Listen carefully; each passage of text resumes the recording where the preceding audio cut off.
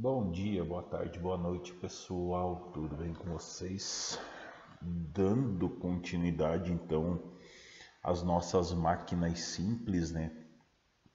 A gente tem as situações das alavancas, né, que são colocadas dentro desse meio aí, que estão diretamente ligadas ao conceito de equilíbrio e, em especial, nas situações de rotação.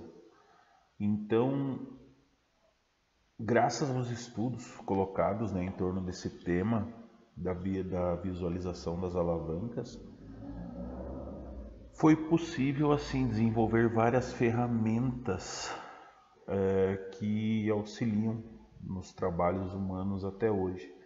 Tá? Então isso permitiu um compreendimento maior desse mecanismo, junto com isso a compreensão do corpo humano, né? Que utiliza de músculos como transmissores de força e que colocam as articulações como ponto fixo dessas alavancas, tá? Então, em diversas situações cotidianas, nós vemos esse uso das alavancas como uma forma de auxílio no desenvolvimento de trabalhos. E a gente visualiza isso principalmente assim nas borracharias, né? Que eles utilizam alavancas para tirar parafusos, desenroscar esses parafusos das rodas dos caminhões, por exemplo, e para mover objetos muito grandes, né, que são colocados. Então, é bem exemplificado, por exemplo, se você pega, você precisa movimentar um saco cheio de mantimentos, né, e a partir disso você utiliza a alavanca para isso. Então, se você precisa movimentar, né, esse material, quando você aporta uma extensão, um braço, um pedaço de madeira, uma barra rígida, né, que pode girar em torno do seu ponto de apoio, acaba facilitando esse trabalho como um todo. Então, o princípio da alavanca ele tem relação com a situação da gangorra, né, aonde é colocado dois pesos que conseguem se equilibrar em um ponto de apoio, né? E foi colocado de forma numa primeira situação por Arquimedes, né? Que na época colocou essa situação assim que ele foi um matemático, um filósofo, um físico, um engenheiro, um inventor. Então acabou sendo atribuído a ele muitas invenções. E ele que foi autor da famosa frase, né, que dê-me um ponto de apoio e eu moverei o mundo.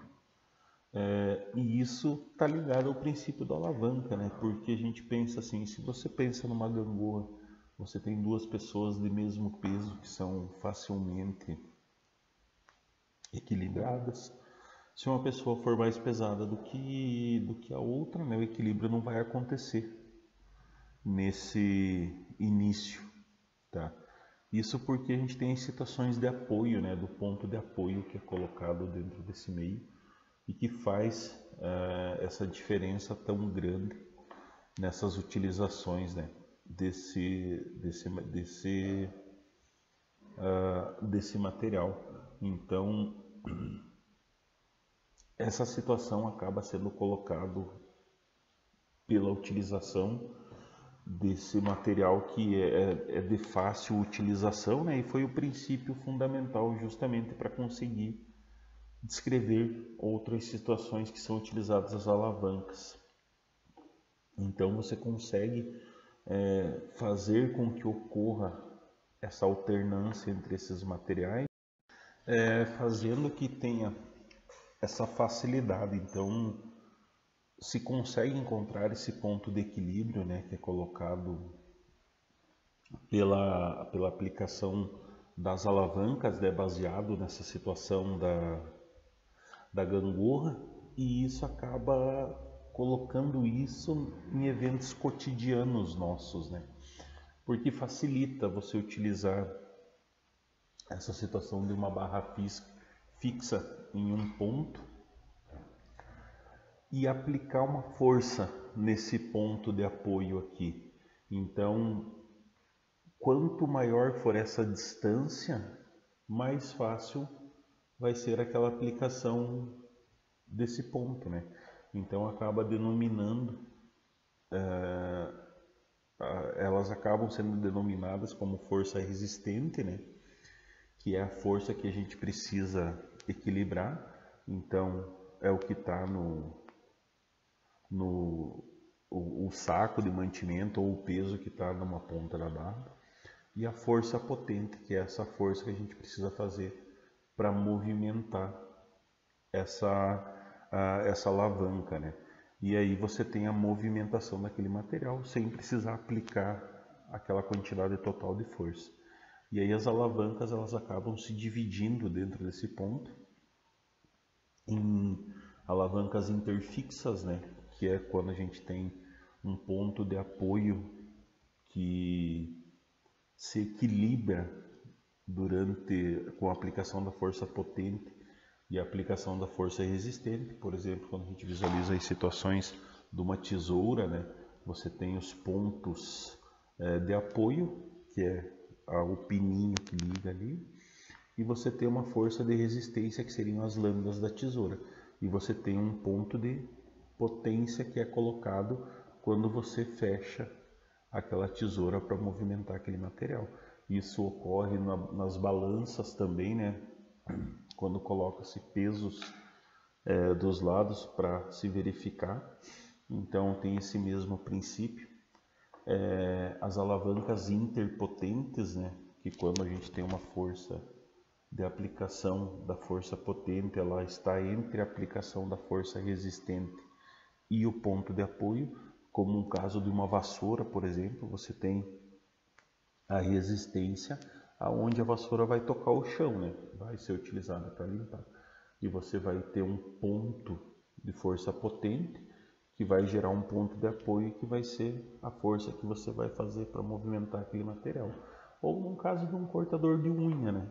Que você tem também a alavanquinha do cortador de unha lá, a força potente que vai ser aplicada, né? Então, e daí na base, no cortador, você tem a força resistente que vai ser colocada. E ainda as alavancas interresistentes, né? Que é quando a aplicação da força resistente R está entre essa aplicação da força potente e o ponto de apoio. Uma situação, por exemplo, de um abridor de garrafa, você tem toda aquela estrutura na ponta e quando você coloca ele numa garrafa, você aplica força você aplica a força potente, né, no ponto de apoio e faz com que essa garrafa se destampe dentro desse meio. Então isso acaba sendo exemplificado nessas situações de alavanca, né, que acabam aportando como um todo essas caracterizações que são colocadas, né, dentro desse meio.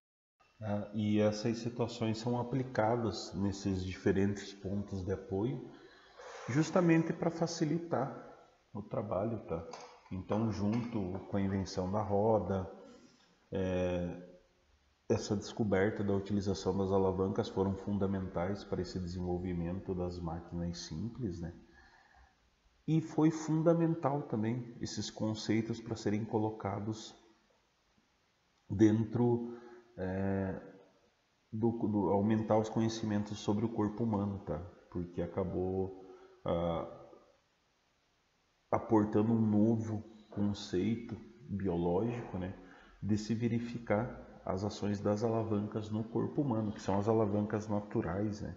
Que são colocadas, que a gente tem esse princípio também de alavancas nas articulações, como eu comentei com vocês, que são tensionadas pelos tendões e utilizadas pelos músculos, né?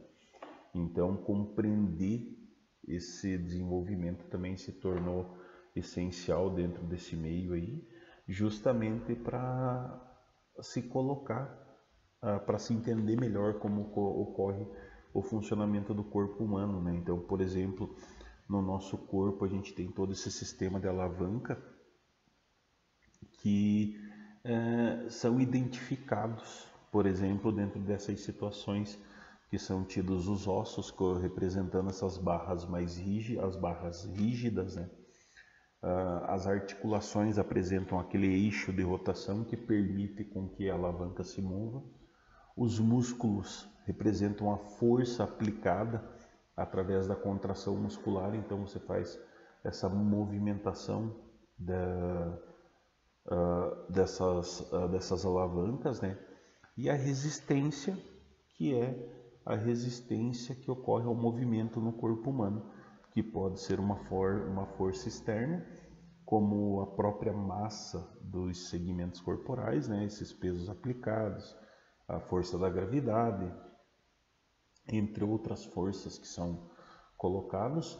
Então, o sistema de funcionamento básico é o mesmo. Então, você tem o ponto de aplicação de força, geralmente que é o local onde está inserido o músculo, né? Onde tem a inserção do músculo, o eixo e o ponto de aplicação da resistência, que seria o centro da gravidade da alavanca, né? Que tem a localização que gera essa resistência à força. Então, essa localização desses três componentes, ou a maneira como eles estão dispostos, né, um em relação ao outro, acabam identificando, determinando o tipo de alavanca que é, né? E, como um todo, nenhuma articulação humana ela tem liberdade para se movimentar numa angulação superior a 160 graus, tá? Então, para conseguir exercer essas funções biológicas sem dificuldade, precisa desse constante funcionamento das alavancas. O levantar, o caminhar, o correr, o levantar peso. E isso gera o que a gente chama de vantagem mecânica, né? Que é definida entre essa razão do comprimento do braço de força e o comprimento do braço de resistência, né? Então isso vai determinar com que facilidade vai ocorrer e como esse movimento vai ocorrer, né? De acordo com uma força que é aplicada no sistema. Então as classes de separação são as mesmas, né? Como ocorre com os outros tipos de alavanca, no corpo ocorre do mesmo jeito. Essas alavancas interfixas, as interresistentes, né, que são colocadas, por exemplo, as interfixas, que é a alavanca que possui movimentos equilibrados, né, quando o eixo fica no meio entre o braço de força e o braço de resistência. Então você tem a produção de força nisso aí, tá? As alavancas de segunda classe, que são as interresistentes, tá? Por exemplo, a movimentação do tríceps, né, que ocorre no muscular. Você tem a resistência que fica entre o eixo e a força.